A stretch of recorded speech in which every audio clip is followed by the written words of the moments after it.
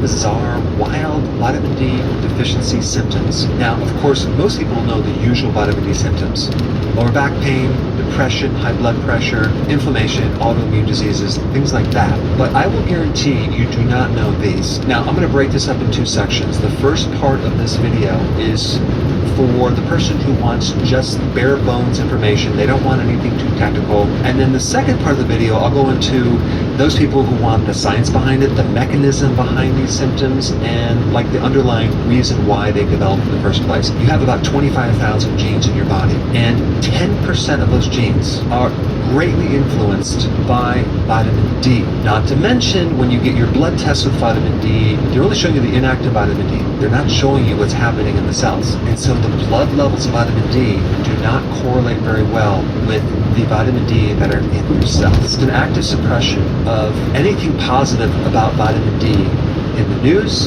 in medical research, because it directly competes with the top-selling drugs. I got up and presented this data to, these are the top vitamin D researchers in the world, several. It was vicious. The attacks of how vitamin D doesn't do this. How could you say this? I said, I'm just presenting the data that we have assembled. You're walking on guys' careers that have spent their whole career doing this stuff. They never conceived that this could be true. So let's dive in. Okay, number one, head sweating. Now, typically you'll see this in infants, but you can also see it in teenagers, adults. But if you notice like a child or yourself sweating just more in the head, suspect a vitamin D deficiency. Number two, sweating more at night, even if your temperature is cool. Now, this can also show up with your pillow being moist in the morning. So excess sweating, especially at night, is a vitamin D deficiency. Number three, mood swings. A person going from a condition or emotion of happiness down to feeling irritable, down to angry, and then they get sad, because vitamin D controls the regulation of your mood, and it heavily influences emotions. And this has a lot to do with how vitamin D affects your brain. But if you notice that yourself or loved one is just like roller coastering with these emotions, it could be a vitamin D deficiency. Number four, procrastination, being backlogged, and you just don't feel productive. I mean, it's pretty wild that someone's motivation is connected to a vitamin D deficiency. All right, number five, panic attacks. Now, in other videos, I talk about panic attacks being a vitamin B1 deficiency, and it can be, but you also have a vitamin D connection to this as well. A panic attack is a very severe fear or a very high anxiety condition, and it definitely relates to certain hormones and neurotransmitters like serotonin. But for those people out there that have panic attacks, resort to drugs, they might want to consider trying high doses of vitamin D3. I've done videos on certain breathing techniques that a person can do as well, like breathing through your nose. And I will put that link down below, but don't forget vitamin D. Number six, achiness in your pelvis, in your lower back, in your hips, in your upper legs. Vitamin D is intimately connected with the formation of bone. And one symptom of that is literally pain, but not sharp pain, this achiness. That's the inside of bone, because that's where you're losing the bone, on the inside. It's sad because it's so easy to fix, but you would have to take higher amounts, not lower amounts. I'm talking like 10,000, 20. A single photon of ultraviolet light, one particle that left the surface of the sun 8 minutes and 20 seconds ago and crossed 93 million miles of empty space at 186,000 miles per second, is about to be absorbed by a molecule sitting in the outer layer of your skin. That photon carries 4.4 electron volts of energy. It will break one chemical bond, and within the next 48 hours, that broken bond will become a hormone that controls over 200 of your genes. Everything that follows, everything sunlight does to your blood pressure, your sleep, your mood, your bones, your immune system, begins with one photon breaking one bond. From the photon's perspective, the journey did not take 8 minutes. Special relativity says that at the speed of light, time does not pass for the traveler. The photon that is about to hit your skin experienced no duration between leaving the sun and arriving at your forearm. For it, creation and absorption were the same event. But for your molecule, the 7-dehydrocholesterol sitting in your epidermis, synthesized by your own cells and placed there specifically to receive this photon. The arrival changes everything. A bond breaks. A shape changes. A cascade begins that will reach your liver, your kidneys, your bones, your immune cells, and over 200 of your genes before it is finished. Your grandmother knew all of this. She said it differently. Go outside, get some fresh air, you look pale. But she did not need to say it often, because you were already out there. You spent your childhood in sunlight without thinking about it. You ran outside after breakfast and came back when the streetlights came on. Every mechanism in this script was running at full capacity for the first decades of your life, and you never once thought about it because you never had to. The loss happened later. Work moved indoors. Commute moved into a car. Retirement moved to the living room. The knees made the garden harder. The people you used to walk with moved away or are gone. The advice your grandmother gave was not something you ignored as a child. It is something your life slowly made difficult to follow. And every year you spend more time indoors, the photon deficit deepens. In your skin, in your retina, in your bones, in your blood pressure, in your sleep. Here is the photochemistry. Step outside tomorrow morning and hold your forearm in the sun. Within 10 seconds, ultraviolet B photons, wavelength between 290 and 315 nanometers, penetrate the outer layers of your epidermis and reach a molecule called 7-dehydrocholesterol sitting in the membrane of your skin cells. 7-dehydrocholesterol is a cholesterol derivative. Your body synthesizes it specifically for this purpose. It sits in your skin and waits for a photon. When the UVB photon arrives, its energy is absorbed by the molecule's B ring, a hexagonal structure of carbon atoms held together by chemical bonds. The photon's 4.4 electron volts is enough to break one specific bond, the carbon 9 to carbon 10 bond. The ring opens, the molecule changes shape. It is no longer 7-dehydrocholesterol. It is now pre-vitamin D3.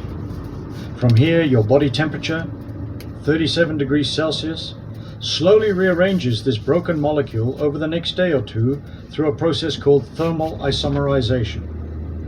The pre-vitamin D3 converts to cholecalciferol, vitamin D3. Your liver adds one hydroxyl group, converting it to calcidiol.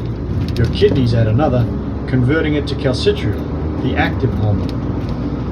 Calcitriol enters your cells, passes through the cell membrane, crosses the nuclear envelope, and binds the vitamin D receptors sitting directly on your DNA. Those receptors are transcription factors. They control which genes are read and which stay silent. Calcitriol binding activates the transcription of over 200 genes affecting calcium absorption in your gut, phosphorus regulation in your kidneys, bone mineralization across your skeleton, immune cell function in your blood, and cell growth regulation in virtually every tissue. All of this from one photon breaking one bond in one molecule in your skin. Michael Hollick, the endocrinologist at Boston University, who has spent decades studying this pathway, estimated that 10 to 15 minutes of midday sun on your arms and face produces roughly 10,000 to 20,000 international units of vitamin D3. A typical supplement pill contains 400 to 1,000 units.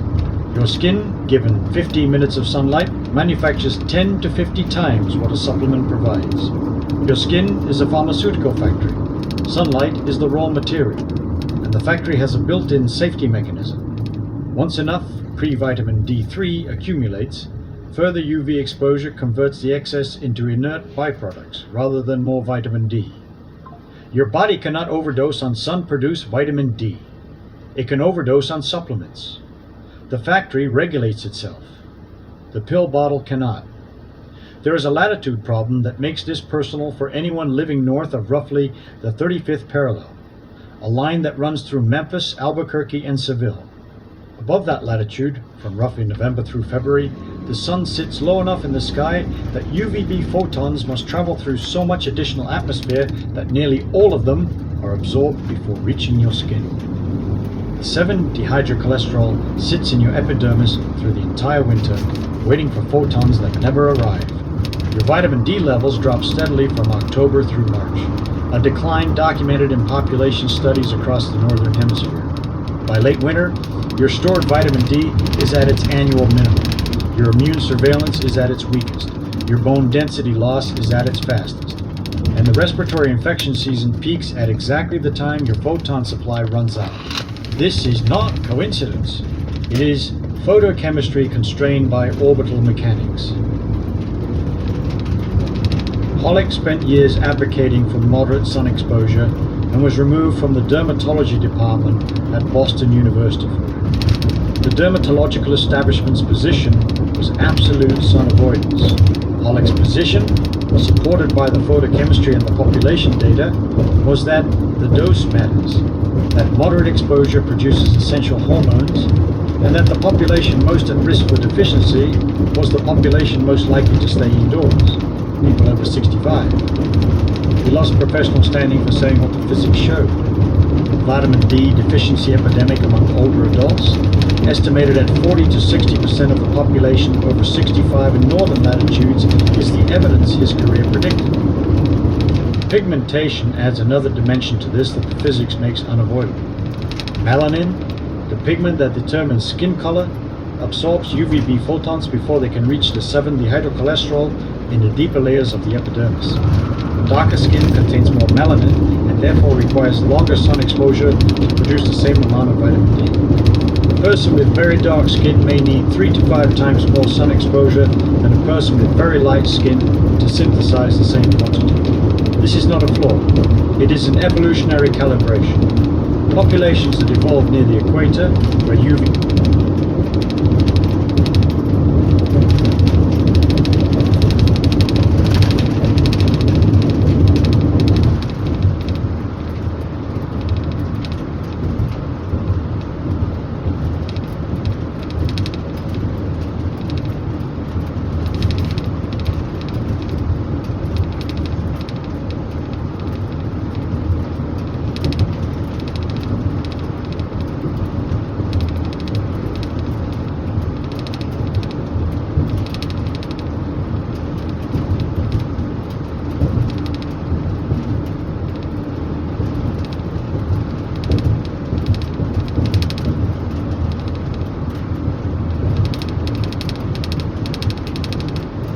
a single photon of ultraviolet light, one particle that left the surface of the Sun 8 minutes and 20 seconds ago, cannot. There is a latitude problem that makes this personal for anyone living north of roughly the 35th parallel, a line that runs through Memphis, Albuquerque, and Seville. Above that latitude, from roughly November through February, the Sun sits low enough in the sky that UVB photons must travel through so much additional atmosphere that nearly all of them are absorbed before reaching your skin. The 7-dehydrocholesterol sits in your epidermis through the entire winter, waiting for photons that never arrive. Your vitamin D levels drop steadily from October through March, a decline documented in population studies across the northern hemisphere. By late winter, your stored vitamin D is at its annual minimum. Your immune surveillance is at its weakest. Your bone density loss is at its fastest. And the respiratory infection season peaks at exactly the time your photon supply runs out. This is not coincidence. It is photochemistry constrained by orbital mechanics. Hollick spent years advocating for moderate sun exposure and was removed from the dermatology department at Boston University for it. The dermatological establishment's position was absolute sun avoidance. Hollick's position, supported by the photochemistry and the population data, was that the dose matters, that moderate exposure produces essential hormones, and that the population most at risk for deficiency was the population most likely to stay indoors, people over 65. He lost professional standing for saying what the physics showed. The vitamin D deficiency epidemic among older adults, estimated at 40 to 60% of the population over 65 in northern latitudes, is the evidence his career predicted. Pigmentation adds another dimension to this that the physics makes unavoidable. Melanin, the pigment that determines skin color, absorbs UVB photons before they can reach the 7-dehydrocholesterol in the deeper layers of the epidermis. Darker skin contains more melanin and therefore requires longer sun exposure to produce the same amount of vitamin D. A person with very dark skin may need 3 to 5 times more sun exposure than a person with very light skin to synthesize the same quantity. This is not a flaw. It is an evolutionary calibration. Populations that evolved near the equator, where UVB is intense year-round, developed high melanin as protection against DNA damage. Populations that migrated to higher latitudes, where UVB is weaker, evolved lighter skin to allow the scarce photons through to the vitamin D factory. The physics match the geography. But when people with high melanin skin live at northern latitudes, which millions do, the mismatch creates a compounded deficit, less UVB available from the sky, and more melanin filtering what arrives. Vitamin D deficiency rates in dark-skinned populations at northern latitudes are significantly higher than in light-skinned populations at the same latitude. The photochemistry does not negotiate with social circumstance. It follows the physics of absorption. If you are over 65 and you spend most of your days indoors, and statistically you probably do, your pharmaceutical factory is running on a skeleton crew. The molecule is sitting in your skin, waiting. The photon it needs is outside. Go outside. That was her prescription. That was the prescription. Now, sunlight is doing something to your eyes that has nothing to do with seeing. And this second mechanism explains why you cannot sleep. Buried in your retina, behind the rods and cones that give you vision, are specialized cells most people have never heard of. Intrinsically photosensitive retinal ganglion cells, discovered by David Burson at Brown University in 2002, these cells contain a pigment called melanopsin, tuned specifically to blue light at a wavelength of approximately 480 nanometers. They do not contribute to your visual experience. You do not see through them. They have a completely different job. These cells send signals along a dedicated neural pathway, the retinohypothalamic tract, directly to a tiny cluster of roughly 20,000 neurons in your hypothalamus called the suprachiasmatic nucleus. This cluster is your master circadian clock. It runs your entire 24-hour biological schedule.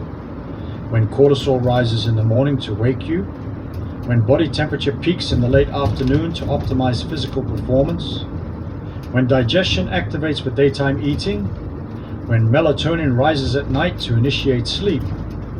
Every physiological rhythm in your body takes its timing from this cluster, and this cluster takes its timing from the light entering your eyes through melanopsin. Here is the number that makes this personal, typical indoor lighting. The light in your living room, your kitchen, your doctor's waiting room produces roughly 100 to 500 lux. The melanopsin cells in your retina need approximately 1,000 to 2,000 lux to fire at the intensity required for robust circadian entrainment. Outdoor shade, not direct sunlight, just standing under a tree on a cloudy day, produces 10,000 to 25,000 lux. Direct sunlight produces 50,000 to 100,000. The difference between indoors and outdoors is not a percentage. It is an order of magnitude. If you spend your day inside, your circadian clock is receiving 1/10 to 1/50th of the signal it needs.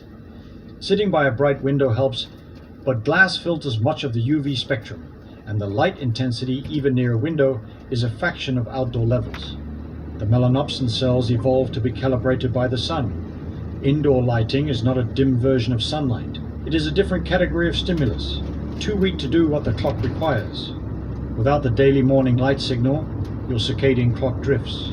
It runs at approximately 24.2 hours instead of 24. A measured property of the human clock established through isolation experiments where subjects lived without time cues. 2/10 of an hour may sound trivial. Over a week, it shifts your entire sleep-wake cycle by nearly an hour and a half. Over a month, you are sleeping and waking at completely different times than your environment demands. The morning light signal resets the clock to exactly 24 hours every day, synchronizing your internal rhythm to the actual rotation of the Earth.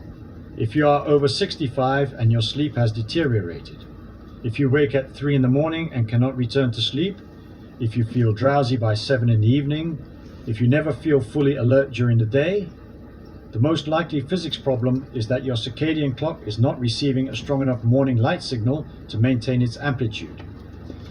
Circadian amplitude decreases with age.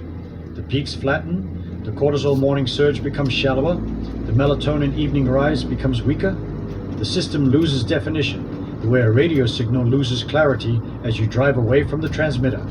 Morning sunlight. Even 15 minutes outside within the first hour of waking restores the signal strength.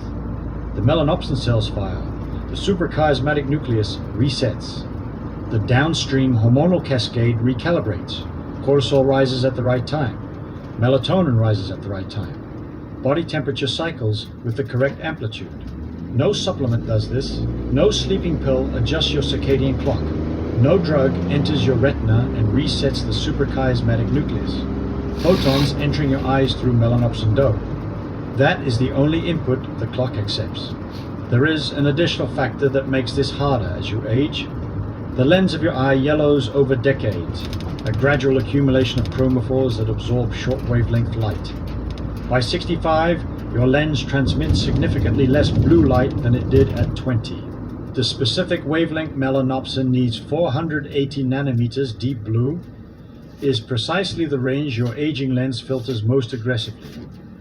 The clock signal is weakened at both ends. Less time outdoors means fewer photons arriving, and the yellowing lens means fewer of the arriving photons reach the melanopsin cells. The result is a circadian system receiving a fraction of the signal it received at 30. The sleep problems that accompany aging are not inevitable. They are, in part, a photon deficit, addressable by spending more time in bright outdoor light to compensate for the reduced transmission. Sati Ankoli, Israel, at the University of California, San Diego, documented this in clinical studies, increased bright light exposure in older adults, improved sleep efficiency, reduced nighttime awakenings, and consolidated the sleep-wake rhythm. The intervention was not a drug. It was light. Go to bed at the same time and get up with the sun. That is what she always said. She was describing circadian entrainment. She just called it common sense. Those same melanopsin cells connect to another structure in your brainstem, the Rh nuclei, where serotonin is manufactured. Gregory Lambert and his colleagues, publishing in The Lancet in 2002, did something remarkable to measure this relationship.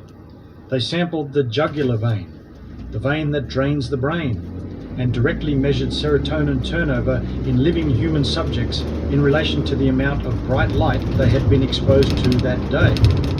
More bright light meant more serotonin synthesis. The relationship was direct, continuous, and independent of season, temperature, or mood.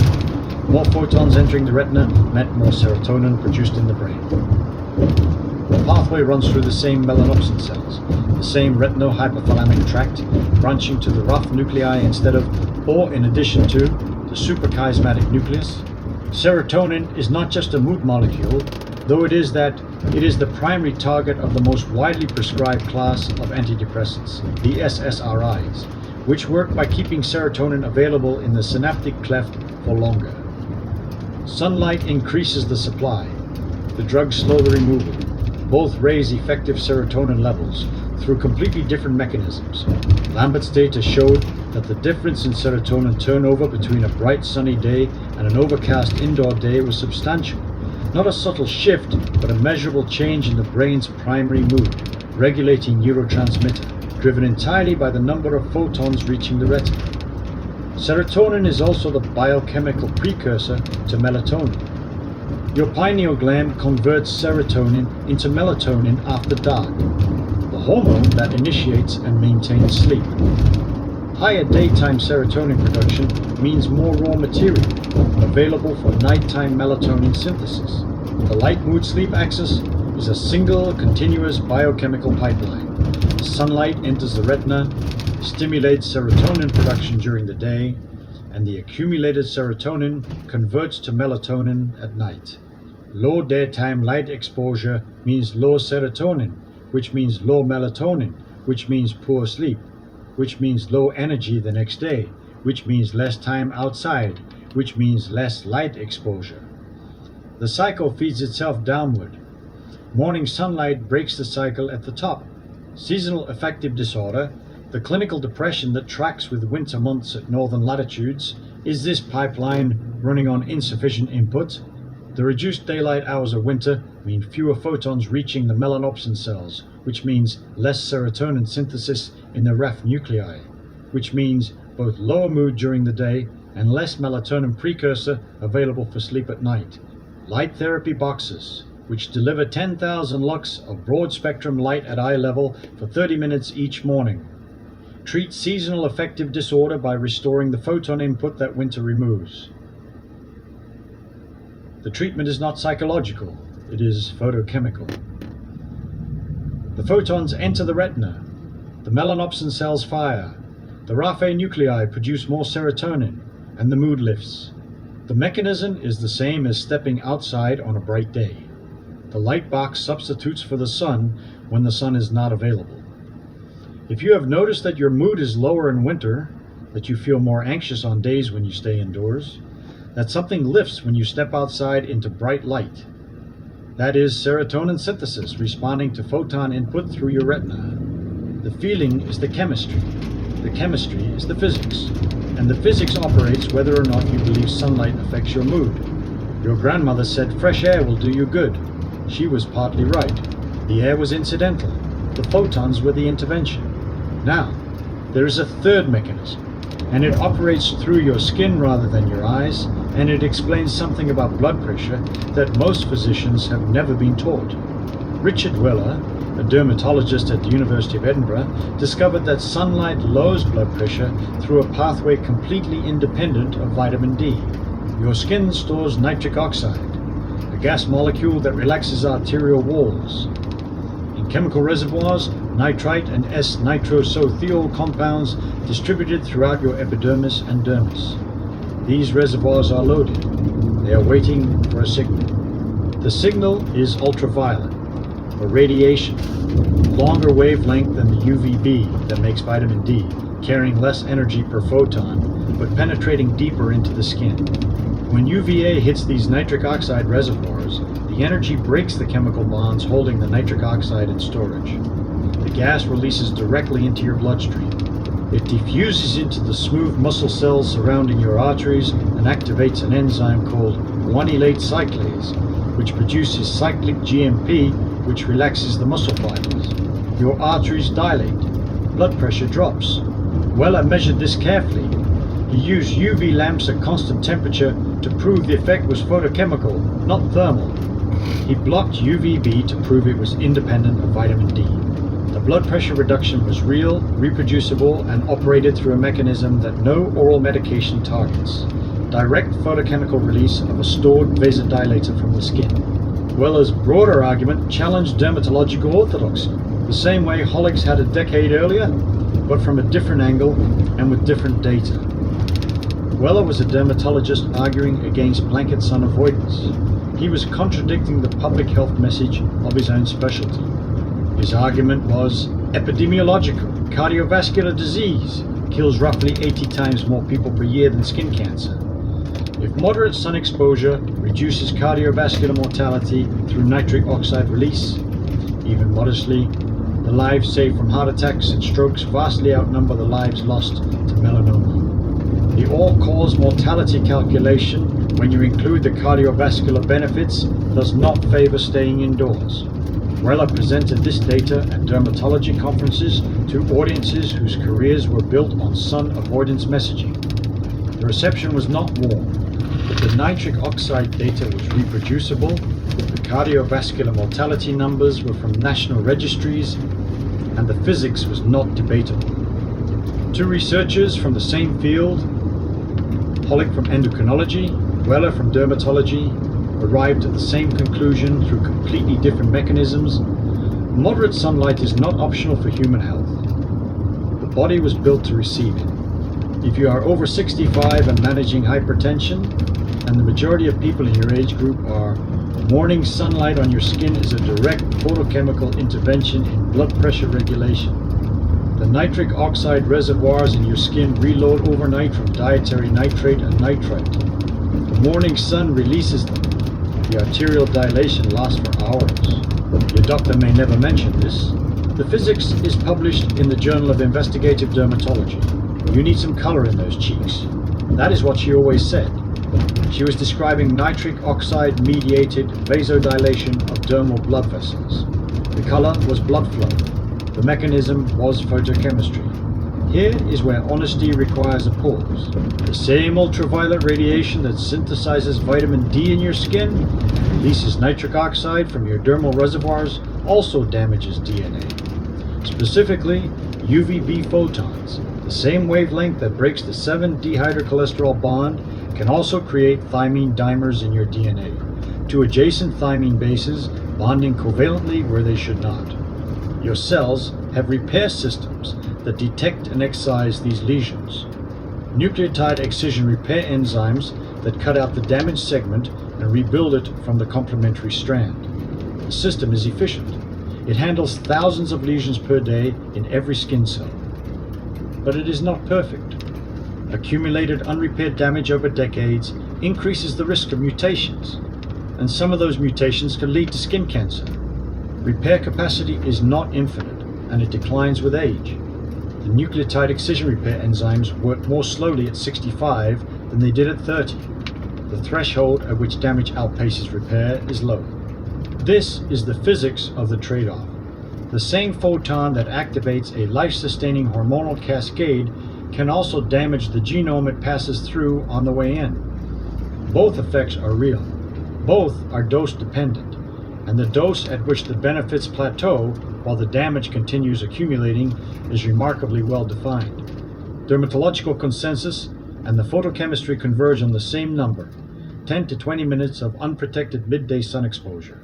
On arms, face, and if possible legs, it is sufficient for near maximal vitamin D synthesis, significant nitric oxide release, robust circadian entrainment through the eyes, and meaningful serotonin stimulation, while staying within the skin's daily repair capacity. Beyond that window, sunscreen makes sense. Within that window, the factory runs at full capacity and the repair crews keep up with the damage. The physics is simultaneous. Sunlight builds essential hormones, lowers blood pressure, regulates mood, sets your circadian clock, and damages DNA, all at the same time. The dose determines which of these effects matters most. 15 minutes of morning sun runs the factory at full capacity while keeping the damage within warranty. There is one more thing sunlight does that connects every mechanism in this script, and it happens in your bones. Calcitriol, the active vitamin D hormone your kidneys produce from the molecule that photon broke in your skin, controls calcium absorption in your gut. Without adequate calcitriol, your intestines absorb only 10 to 15% of dietary calcium. With adequate calcitriol, absorption rises to 30 to 40%. The difference is not subtle. It determines whether your bones receive enough calcium to maintain their density, or whether your body, desperate for calcium to run your nerves and muscles, begins withdrawing it from the one calcium reservoir it always has available, your skeleton. Osteoporosis, the progressive loss of bone density that affects roughly 1 in 3 women and 1 in 5 men over 65, is partly a disease of insufficient sunlight. The photon that broke the bond in your skin set in motion a hormonal cascade that ends at your bones. Without the photon, the cascade does not run. Without the cascade, calcium absorption drops. Without calcium absorption, bone density declines. The connection between staying indoors and breaking a hip is not metaphorical. It is photochemical. The consequences are not abstract. Hip fractures in people over 65 carry a mortality rate of roughly 20 to 30% within the first year, not from the fracture itself, but from the cascade of immobility, infection, blood clots, and deconditioning that follows. A hip fracture at 75 is one of the most dangerous events in aging medicine.